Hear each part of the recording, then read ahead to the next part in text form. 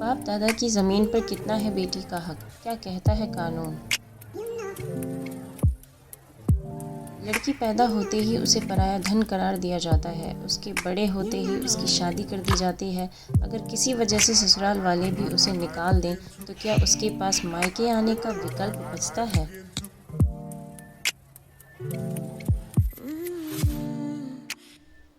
या मान लीजिए पति की मृत्यु हो जाए और ससुराल वाले बहू को अपनाने से इनकार कर दें। ऐसे में लड़की के पास मायके की संपत्ति में हिस्सा लेने का हक है या नहीं।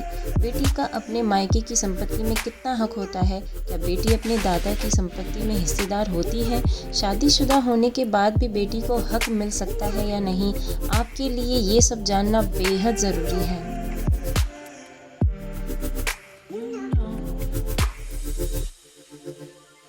लड़कियों के हित के लिए हिंदू उत्तराधिकार अधिनियम 1956 में साल 2005 में बदलाव किया गया था, जिसके तहत बेटियों को पैतृक संपत्ति में बराबरी का हिस्सा देने की बात कही गई थी। बेटी अपने मायके की संपत्ति में अपने भाई के बराबर की हिस्सेदार होगी, लेकिन इसके साथ ही कुछ शर्तें भी जोड़ी गईं। केवल कुछ परिस्थितियों में ही बेटी को हिस्सा मिल सकता था।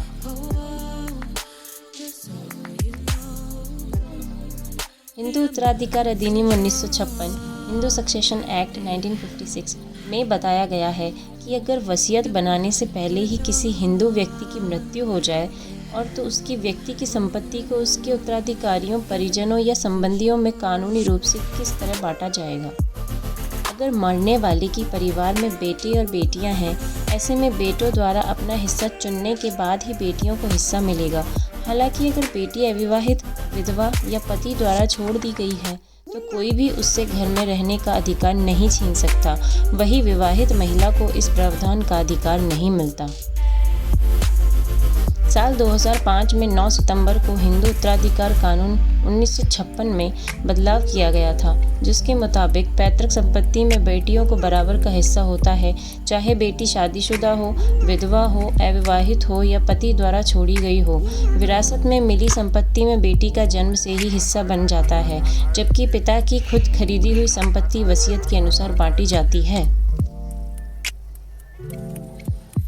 हिंदू उत्तराधिकार कानून 1956 में साल 2005 में हुए संशोधन में बेटियों को पैतृक संपत्ति में समान हिस्सा पाने का कानून अधिकार दिया गया था, लेकिन अगर उसका पिता 9 सितंबर 2005 को जीवित हो, केवल तभी वो अपने पैतृक संपत्ति में हिस्सेदारी ले सकती हैं। अगर उसके पिता की मौत इससे पहले हो चुकी हो, तब बेटी को यह अधिकार नहीं था। साल 2020 में सुप्रीम कोर्ट के फैसला सुनाते हुए यह स्पष्ट किया गया था कि अगर किसी के पिता की मौत 9 सितंबर 2005 के पहले भी हुई हो, तब भी बेटी का अपने पैतृक संपत्ति पर पूरा हक होगा।